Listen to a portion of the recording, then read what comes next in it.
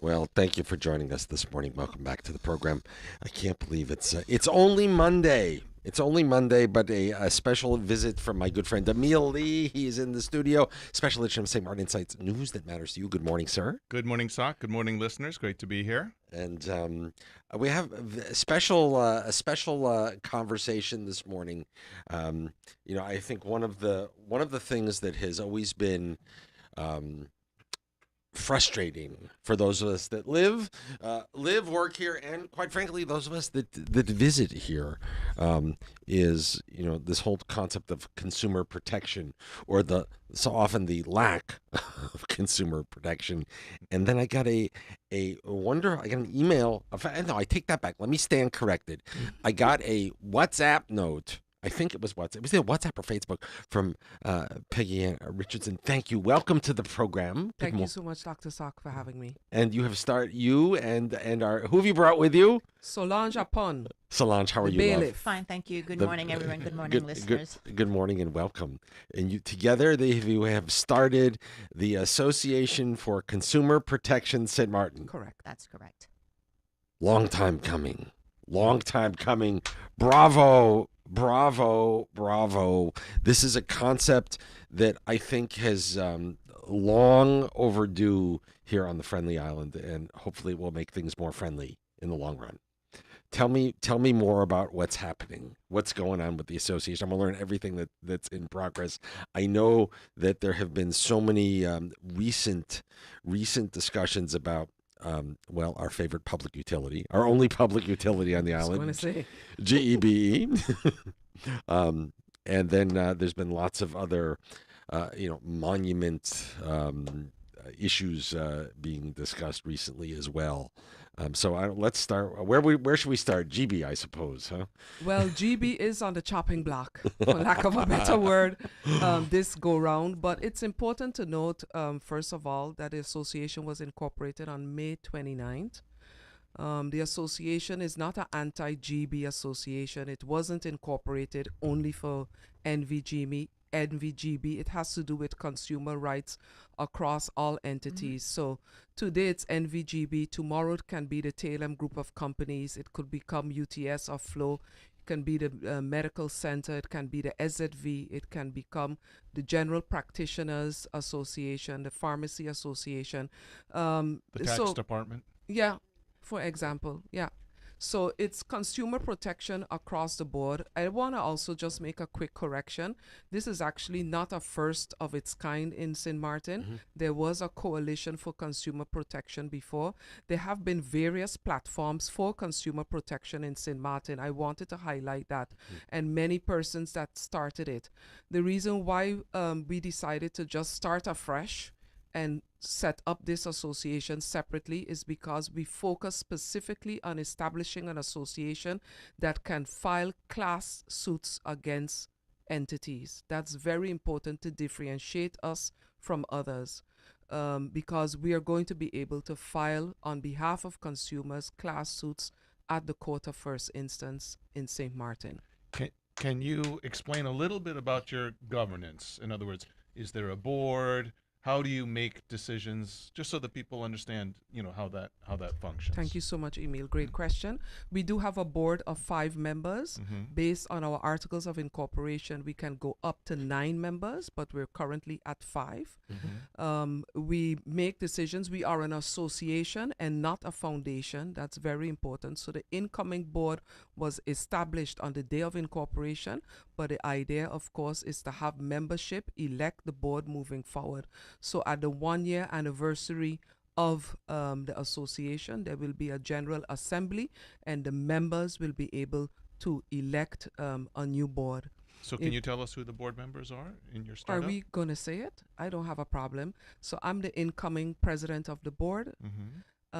I have my treasurer here, Miss Solange Upon. I'd like to also do a shameless plug-in and say she was actually the founder and the brainchild behind the association, and she just held me at gunpoint and said, And she's blushing, I can yeah, you tell. have to- No, it just happened so that I had had enough, and walking into the government building, Peggy Ann was walking out, and I said, we need to meet. We need to do XYZ. And she's like, call me later. And that's how we started. Correct. See, that day. Well, you should note the day and time, and there should be an annual It was celebration. very On the steps of the yes. government building. Yeah. Anyway, whatever. So Solange Apon is the treasurer. We have Super Kevin Yeah. is a board member. We have Mr. Lloyd Beaton.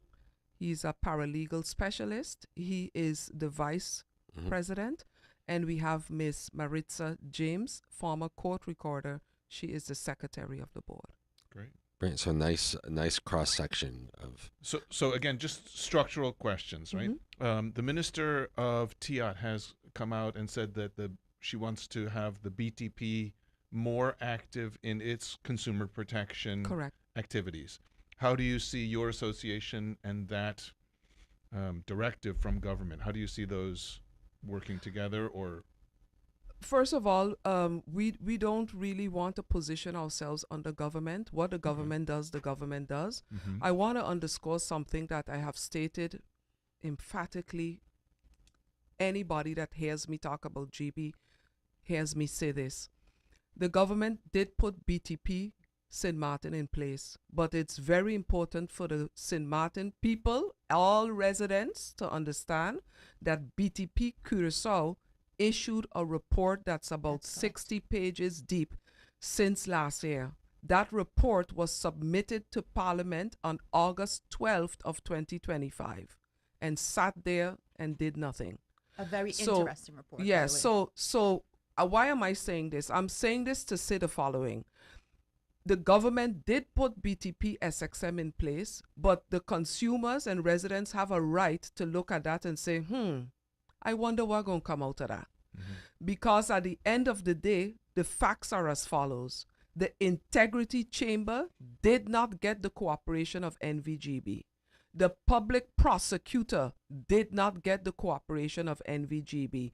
The police department under the Freya investigation did not get the cooperation from NVGB. And so you're referring to the investigation of the hack. the investigation of the hack, but not that only, the Integrity Chamber did attempted to do a broad investigation on NVGB, on governance structures, integrity issues.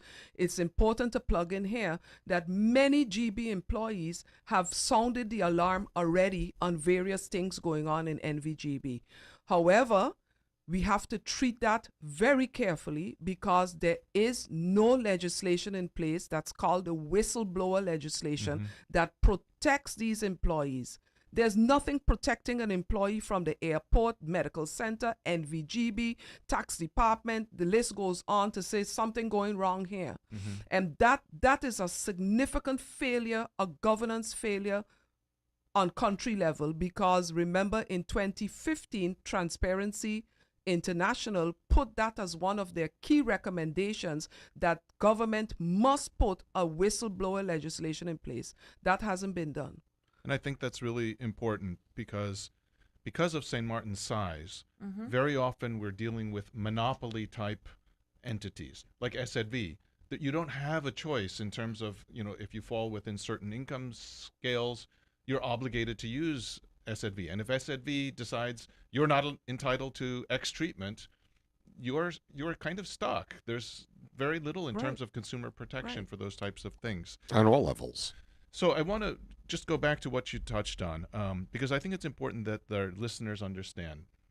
The hack that happened at GB was a criminal act, right? An outside entity hacked the computer system of GB, held its information hostage.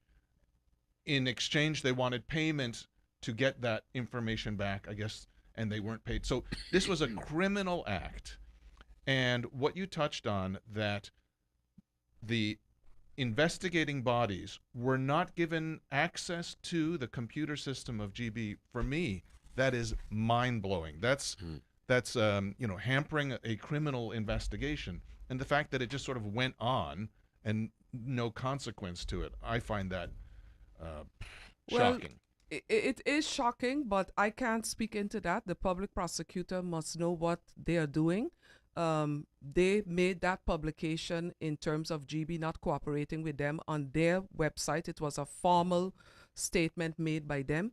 What they opted to do with it or don't do with it, I really don't know. But I do share your concern, Emil, because I think you did a wonderful analogy by Yes. by stating, I have a dead body in my lawn, but I'm refusing to have the police come in to investigate how this dead body get there.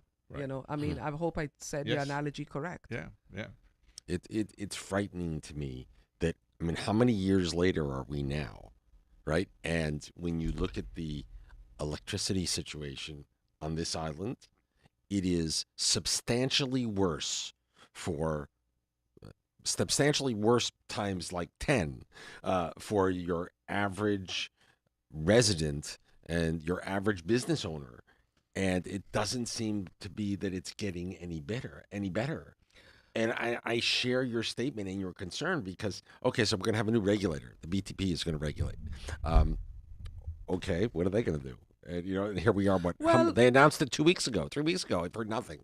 Well, I don't want to really say that they're not going to do anything. I believe that they will end up doing something. But my point is, what happens with that information? So we do a lot. There's a lot always being done, and we're a country that's run on paper. So there's a lot of paper and reports all over the place, and nothing ever happens. Someone told me 2 months ago, and it stuck with me, and I was like, the person is right. They told me, Peggy, St. Martin is built on broken promises. And when the person told me that, initially being a indigenous, I was like, I feel offended. But then I went home and I was like, the people right? We built on broken promises. That's a hurtful thing to self-reflect, like a man in the mirror moment, that we're built on broken promises. Listen, to me that's astounding. But it's important to understand too. It's not only about the current cost, but it's about the fact that I want to position what I'm going to say correctly. I want to frame it correctly. Okay. This association is not in the business of wanting to shut NVGB down. NVGB is a large employer. It isn't the idea to have them go belly up and all these people out of work. Let's get that out of the way. Nobody wants to do that. But there's a lot to be said when BTP Curaçao in their report clearly stated that between the period of 2022 to 2024, consumers of NVGB were charged 12.6 million guilders in excess. This is not me saying this, this is in a report that was submitted to Parliament in August of 2025. 12.6 million, when you look at the data, when you look at the consumer base of NVGB hovering around 20,000 consumers, give or take, that's about 650 guilders that NVGB owes each consumer. So just for clarity, you're referring to the fuel clause. That's the overcharge in the fuel clause, and I'll explain how this happens.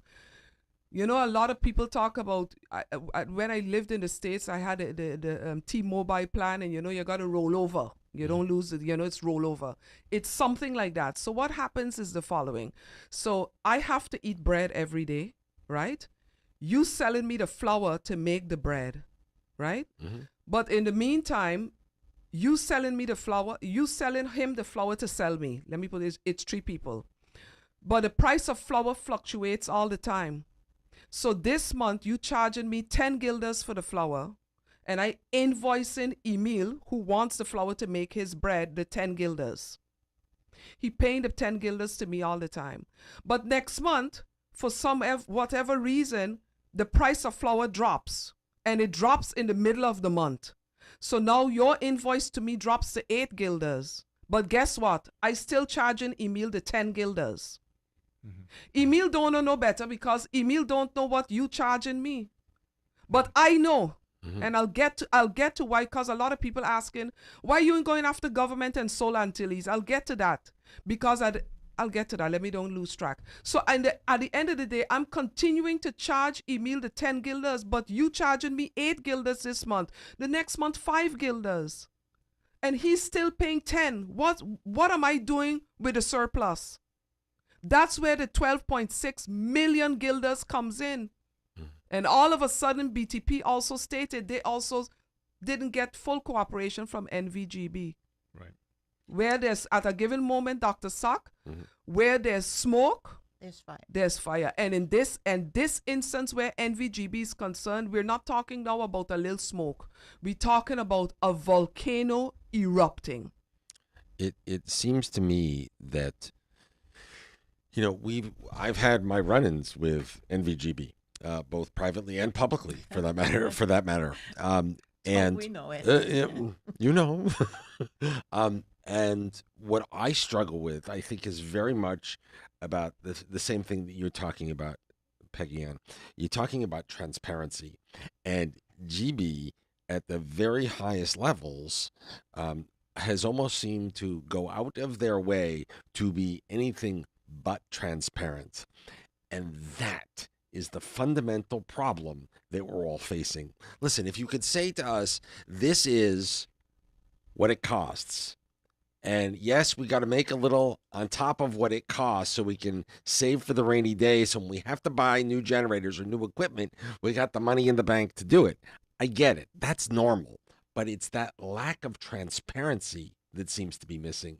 And when I got your note and then I saw the video that you had shared, what made me so happy was finally someone is talking about the transparency. That's what's missing. I want to kind of touch on, because this is something. How am I going to get my glasses on with this thing? Okay, no problem. Why are we going after the supervisory board? And this is not a situation where we're going after one particular person. A supervisory board is a combination of persons, so it's not about who's on it. Based on the legal basis of the Articles of Incorporation of NVGB, Article 8 puts the supervisory board as having explicit binding authority over tariff formula adjustments and the fuel clause billing. Okay? Article 12, paragraphs 2 and 11, the supervisory board holds direct oversight authority over the managing board's conduct and financial management. This means the unauthorized April 2026 fuel class increase that they announced on Mother's Day must have had the supervisory board's approval, making the board directly implicated therein. The supervisory board does not need the government's permission to issue a binding directive to reverse the fuel class increase. That's very important for people to understand. Tomorrow, NVGB supervisory board could say, you know what? Leave us put the fuel class back to the 36 cents per kilowatt. They do not need the government's explicit authority to do that. NVGB is also very well aware that in the absence of a regulatory body, they should have been more transparent. And I go back to September 2025, where NVGB in their own press release stated they were going to commission an independent entity to do a tariff study. Where that tariff study be? There's no you didn't come out with a conclusion of that tariff study that day before it started, yet you decide to increase the fuel clause. But on the basis of what? Because you said you were going to do this tariff study. I didn't say it. You understand? Go ahead. So I think it's important that people understand what you're saying is no one, neither government nor BTP nor GB, has been able to provide transparency in terms of how their base rate is calculated and how their fuel clause is calculated, and yet they're adjusting it without understanding how those rates are calculated. That's the problem. And Right. then the issue also is Transparency. people talk about, and again, I'm learning a lot as I read, and people that know me know I'm a reader. I'm an avid reader. The government regulates the cost of fuel. Is that correct? Yes or no? Yeah. Partially. Well, is the the market answer. rate, but then they have Listen, Emil. yeah. The government regulates the price of diesel and the price of the gas you're pumping, whatever it is, by the gas station. Yes. That's the little thing that TIA They does post in the come out newspaper, with. yeah. Right. But the government does not regulate the heavy fuel oil that is being used by NVGB. They only add a throughput fee. They add a small tax to it. They Yes. add us, but it's not regulated. Correct. It's driven by the market price. What's the market price? When you look at the overview of all the cost of fuel within the Dutch Caribbean and the Caribbean, we the highest. How and why? Well, listen, it all comes down to one thing in my mind.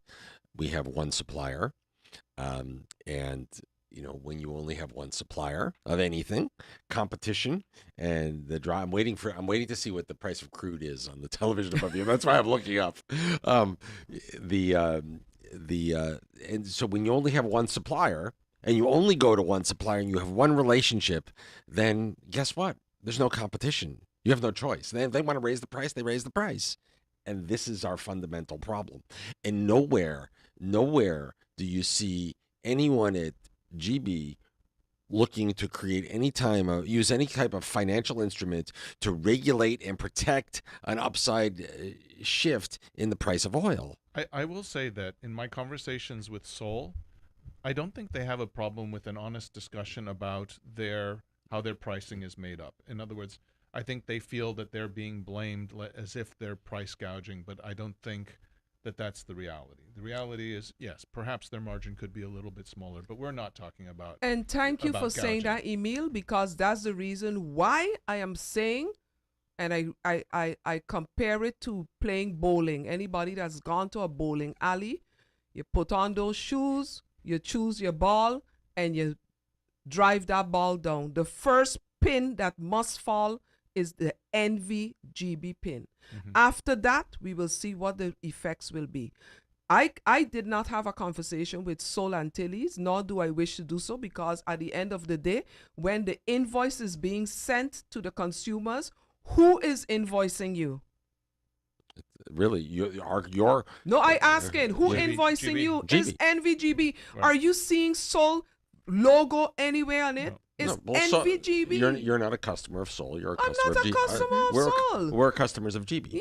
Yes. And I think we, as the general public, have the right to be kind of miffed. I'm being kind. But I mean, just anecdotally, for example, Sol also provides the aviation fuel for the airlines. I haven't heard the airlines saying, "Oh my gosh, St. Martin has a exorbitantly high aviation fuel price," and so just anecdotally, I'm not hearing that it's dramatically out of whack. Again, leverage. If you had competition, could you squeeze the margins? Probably, but I don't think it's our biggest problem. Our biggest problem, indeed, is lack of transparency. Lack from of G- transparency, from GB. and the lack of transparency is historically, chronically an issue. Yes. It was then taken times 1 million in March of 2022 with our ransomware. Now, ransomware could happen to any, knock on wood, I wouldn't want to say could happen to anybody, but the Aurora report, that's also a publicly known report, came out and said very in summary, it was the gross negligence It was of pretty damning. NV. It was pretty damning. Thank you, Dr. It's Sachs. So pretty again, damning. Again, for our listeners, the Aurora report was a IT specialist report that was written after the hack that analyzed what was the cause of the hack, and it identified serious gaps in GB's computer infrastructure. Also note, they were hired by GB. Okay. Oh, So- Bible. Yeah. Yeah, So but well, that my- tells you something right there. Yeah, but the thing is, so we have the transparency issue, but on top of that, we have the hack that occurred, right? Mhm. So now this hack occurred, Aurora came out, whatever happened, GB then took Aurora to court, was a whole issue, they stopped, okay, whatever. But then the question now becomes the current bills and the bills since 2022. Folks, if a company like NVGB, their board at the time admitted, this not me saying it, I'm going to repeat it, I did not say this. They said their entire consumer database was hacked. Mhm. They did not have a backup system. It means your name, they saying this, clients' names, email address, contact information, meter numbers, and last known bills paid were all lost. NVGB proceeded to rebuild that thing Actually, not primarily only manually. not Go only ahead, Emil. lost, but in the hands of some unscrupulous people, perhaps. Right. So, in other words, the hackers may actually have all that personal information, which is Correct. anywhere else in the world is a serious data Serious, breach. Yes. right? But it the impact that had on billing. Can you imagine? I made a joke with you just before we started, Emil, and told you, and I say this often to people. You realize that NVGB need to put all of us on their payroll. You know why? No, because We did the work. we're doing the work. NVGB is asking you to come in to justify this. I have to say the tax department the same. They're Emil, we on the tax department but right now. You want to talk about consumer protection? If you see the amount of assessments that are sent that are just Yeah, nonsense, you're doing, it's ridiculous. we're doing all the work for them, and then still I had somebody tell me this weekend they have two places. They have their home and their place of business, and NVGB convolute the two places. Yeah. So I still have people who are telling me that they have billing issues from the time of the hack that have still not been resolved with GB. That's also a serious issue. But you're disconnecting people. But they were, yes. You see what I'm saying? Where in the world, Emil, where in the world you are dealing with a utility company? And I have to tell people that although the Constitution doesn't specifically state the right to electricity, the Constitution does state your right to well-being. Yeah. And you cannot have well-being without electricity and water. United Nations Human Rights says the same thing. The EU platform says the same thing. Where in the world you are disconnecting people that have disputed bills? Here. That's the only here. I want to ask you a question. It's frightening. It's very frightening. And, and I feel like every month, by the way, I have a note on my calendar. It says, reminds me, email customer care at GB, customer care at GB, to get my bill for here and for the radio station, for here and the house, to make sure that it actually shows up, all right? Because I'm afraid I'm going to get disconnected. Number one. Number two, if folks are as aggravated and as frustrated and want to make a difference, how can they be involved? What is the Association of Consumer Protection doing? How can folks vent to you? How can they get involved and help make our voices heard? Well, we have a website, and we're also on Facebook. Let me pull up the website. So you mentioned that you have ACPSXM.com. Say There you go. Say that again. ACPSXM.com. ACPSXM.com. Got it. So Our eventually email you are address also. a member-driven, you're an association and you Yes. have members. Yes. So if someone wants to support, is there a fee for being a member? Absolutely No. free. So there's no fee.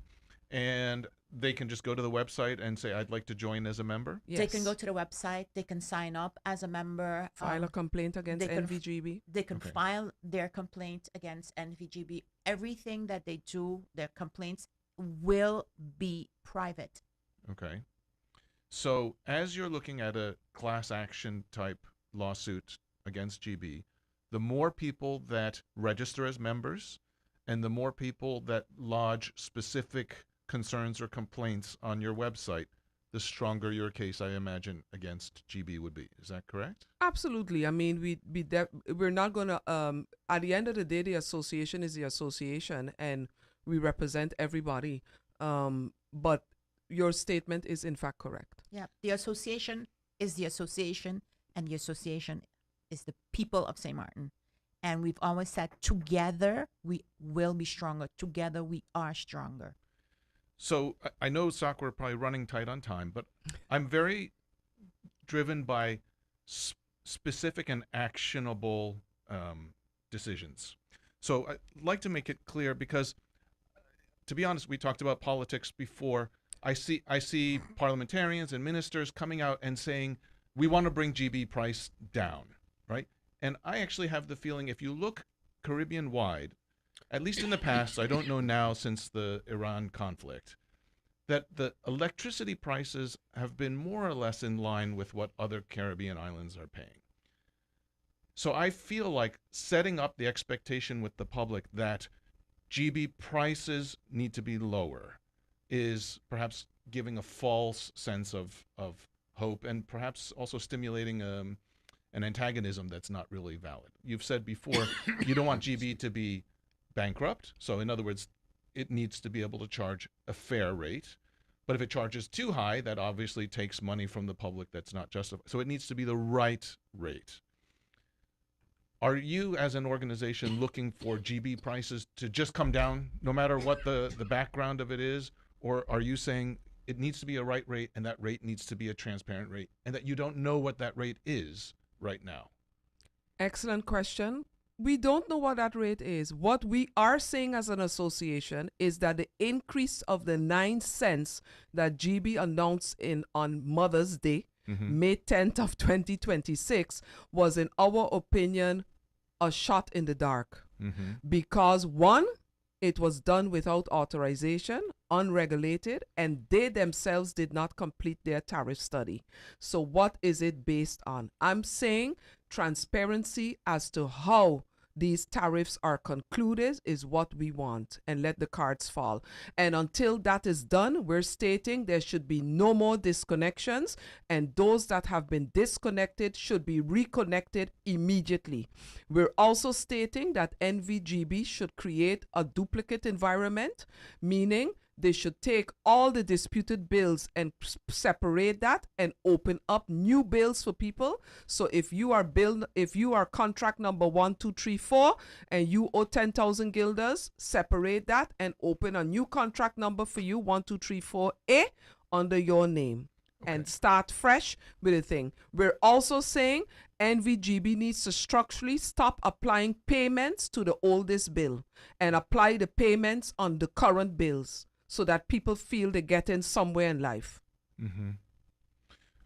How about GB's infrastructure? They have a monopoly structure. They're the only utility provider for the island.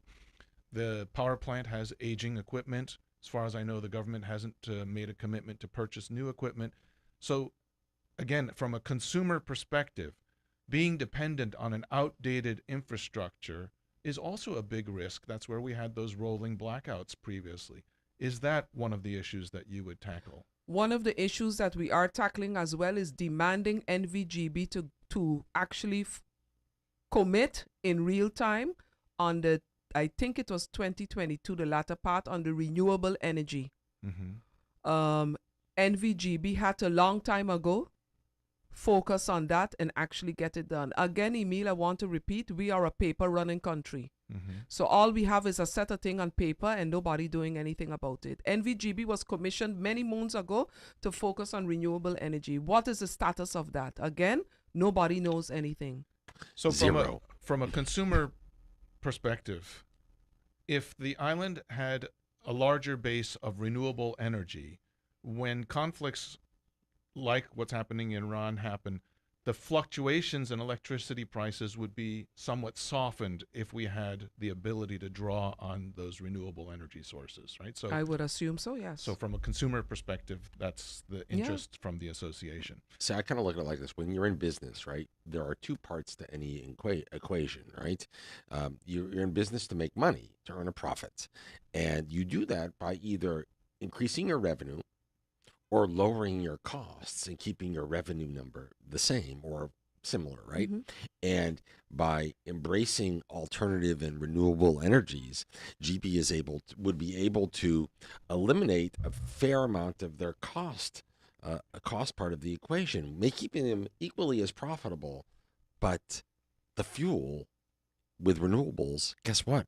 It's free once you buy the equipment. And I'd much rather see them spend some time in that. We need to buy some new generators. Well, how about if we buy one new generator and a massive investment into renewable energies?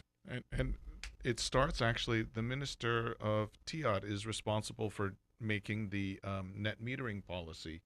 So government also has a responsibility to step up in terms of new legislation. And Sak and I, we say it all the time. The good thing about being late is you don't need to be smart anymore. We just need to look to the other countries who've done this, take the best parts of their changes in legislation, and Frankenstein something together that's perfect for St. Martin. Yeah. It's very simple. We as an association, and I think this also is important, the government issued by ministerial decree that was published in the National Gazette, the BTP St. Martin enactment, Has anybody heard feedback from NVGB about how they are going to cooperate with BTP St. Martin? Not a Has word. anybody Silence. heard anything concerning what procedures and workflows and governance structures are being put in place at Crickets. NVGB to work alongside BTP SXM? Crickets. And if it's very scary, because at the end of the day, you have to remember NVGB did not cooperate with the public prosecutor. Right. Another point. And at the end of the day, right, NVGB is owned, the shareholder is the government of St. Martin. And guess what? The government of St. Martin is all of us, right? Correct. And so let's remember that this is a public utility, a public monopoly that the people of St. Martin own by default through our government. How about some honesty? How about some transparency? Because I don't feel like we get it ever. What another point I'd like to bring up? I think it was actually in the previous discussions when we had the rolling blackouts. It turns out that at least in the past, new developments were coming into Vromi, which would result in higher demands on the utility companies, and yet there was no conversation with Vromi and GB in terms of saying, hey, we have new developments coming online. The demand on electricity and water is going to be X. Are you as GB ready to meet that increased demand, right? Because if they don't go develop hand in hand, you're going to have a problem that you're not going to be able to serve the public sufficiently. Again, those types of structural issues, are they things that you will address as a consumer protection type Anything discussion? that touches the consumer and that has an effect on the consumer will be something that will be discussed. Thank you. So perhaps to round off, to our listeners, the best way that they could support would be to go to your website, and so perhaps just explain again what you'd Go like to them their do. website, www.acpsxm.com. Email us at info@acpsxm.com. We also have a Facebook page, the Association for Consumer Protection St. Martin. Like the page, share the page. There's a lot of information being shared. And real quick, you have a march as well. We didn't have even a touch, march so on maybe June explain about that. 15th. Yeah. Meeting point is at 1 p.m. at the APS Government Tail End Parking Lot, whatever they're calling that now. Okay. And we march down to NVGB to submit to them the petition with our demands and the petition to meet with the association board to meet our demands. I have to underscore, if the demands are not met, we're filing an immediate injunction.